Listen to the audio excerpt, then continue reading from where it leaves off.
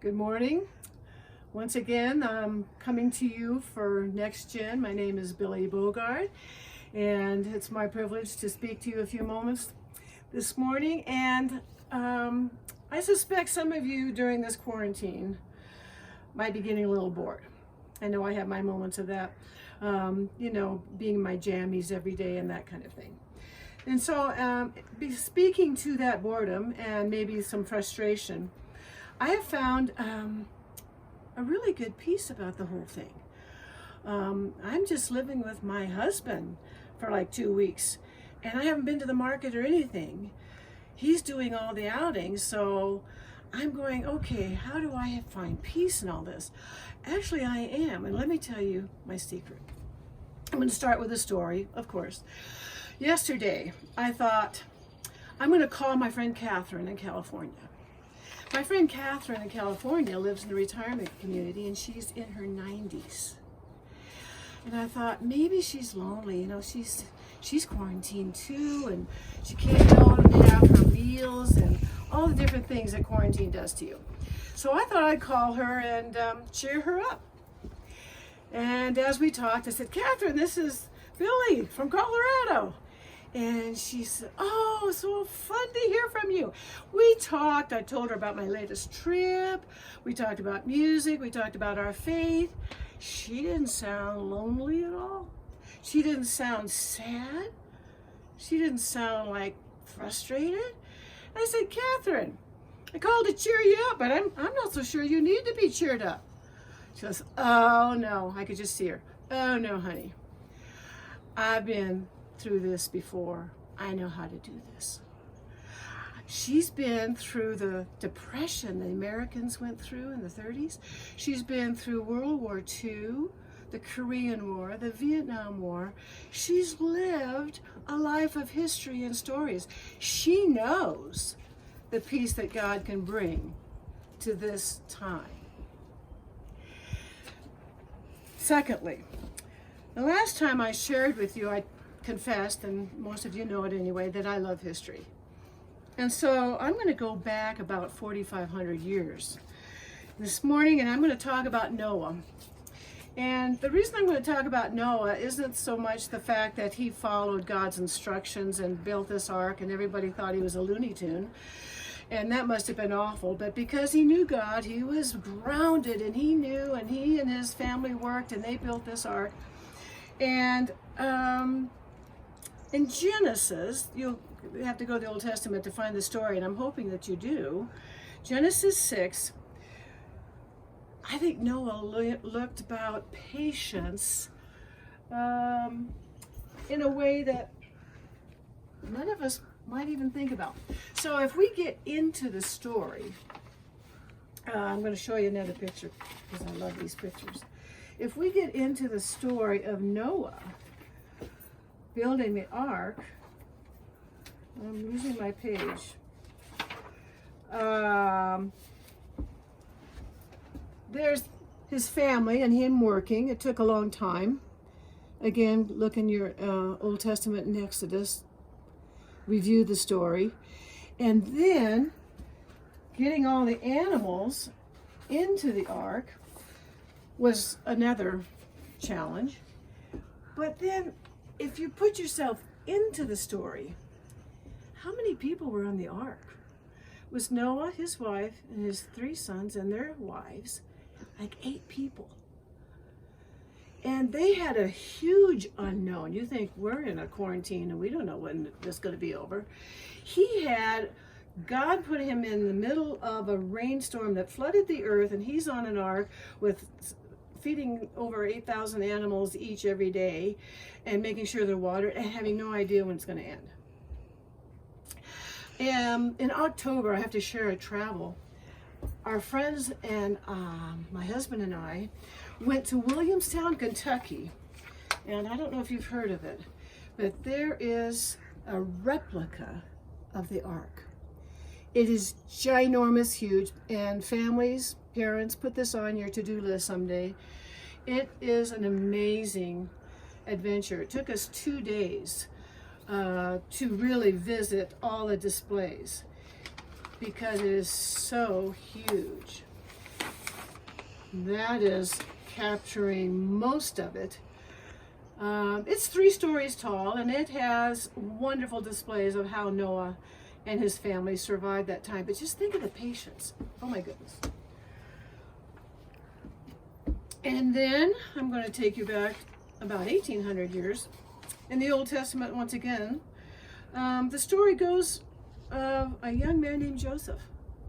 And Joseph was, he was the youngest of some brothers, and they didn't like him. And if you remember the story, they sold him. Nice guys. They sold him into slavery. He goes to Egypt, and because he knows God and because he's grounded, he survives not only being imprisoned in slavery, but his character is so strong in Christ, well, actually in God, and he works his way up into being right under the Pharaoh. And God used him, but imagine the patience of that young man, knowing in a dream he had when he was a kid that he was going to rule over his brothers. But he's in Egypt, and he's like incarcerated. Talk about patience for this young man. And then the other one that strikes me is about being patient with time and the unknown, and yet knowing God and being strong in God would be the story of David. David, as you remember, he of course slew Goliath, but before that, he was found by Samuel. God sent Samuel to find who was going to be king. He had looked for him, and he sent Samuel to find who was going to be the king of Israel. And if you look in that 1 Samuel 16, you'll find the story of David, who as a young kid was anointed, that means oil poured over his head by Samuel, knowing he was going to be the king of Israel. But he wasn't the king of Israel for like over 17 more years. He waited, knowing that this was of God, and yet he grew up, was a teenager, and had to wait, not knowing when God was going to put it in place. I want to share a story that's not in the Bible. Again, because I love history, I have the story of a young lady, and she was a Jewish lady, a young girl actually. That's why I brought it out, because I wanted to show you the story of a young lady in World War II called Anne Frank. And Anne was about 13, and she was a happy Jewish girl. Here's even a better picture of her. And she was living in Holland with her family, mom and dad and her sister. And as you would recall if you know your World War II history, Hitler and Germany took over Holland. And because they were hunting down Jewish people, Anne and her family had to go into hiding. Well, where do you hide a whole family from people that are looking for you? They found a place in the back of her dad's warehouse, and it was about 500 square feet. So if you want to challenge and you have time to do it, measure off 500 square feet and see how this was for 8 people, because some more joined them, to be hiding. They were hiding not only because they were being hunted, they were hiding for their lives. They knew that if the Germans found them, it could be bad. So read the story of Anne Frank. And Anne, because she wanted something, and she saw in a windowsill of a shop downtown in her town, it was like a diary. It was really an autograph book, but she loved it. Here's a picture of it. And it's Dear Diary. And you can see this in a museum still in Holland of the Anne Frank house. She got it for her 13th birthday, and she was so excited about this. 23 days later after her birthday, they went into hiding. For hiding, I'm talking about a long time. It was over 2 years that she and her family hid in this tiny little space, trying to survive, blacking out windows, being quiet during the day, as not to arouse suspicion, because every day German officers were looking for Jews. So Anne survived, but how did she survive? She survived because her family was strong, they were creative, and she had a positive attitude. She wrote in 1944, "My goal is to be a journalist and later a famous writer, and the dream didn't die with her.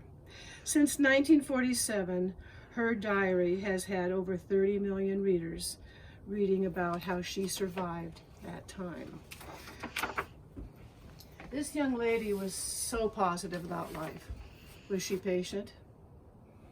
Listen to some of her quotes. "I hope I will be able to confide everything to you, my diary, as I've never been able to confide in anyone, and I hope you'll be a great source of comfort and support." Another quote, she said, "I was born happy."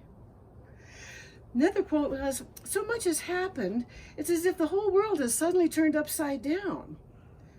But as you can see, I'm still alive, and that's the main thing." And then she said, "Of course, we can't look out the window or go outside." And they had to remain quiet all day long. "Every day I think what a fascinating and amusing an adventure this is. With all that, why should I despair?" She wrote all this in her diary, which was found, and here some 80 years, 75 years later, we're still talking about this 13, 14, 15-year-old young lady who survived a horrible time. So I'm thinking for our quarantine, I'm going to say a blessing here from the Bible, a psalm, which I want you to look up, but it's Psalm 37:7. "Rest in the Lord and wait patiently for him." And my word to you is that the peace and power that you have as a child of God would be instilling not only patience, but the power to not only live this time, but live it and glorify God.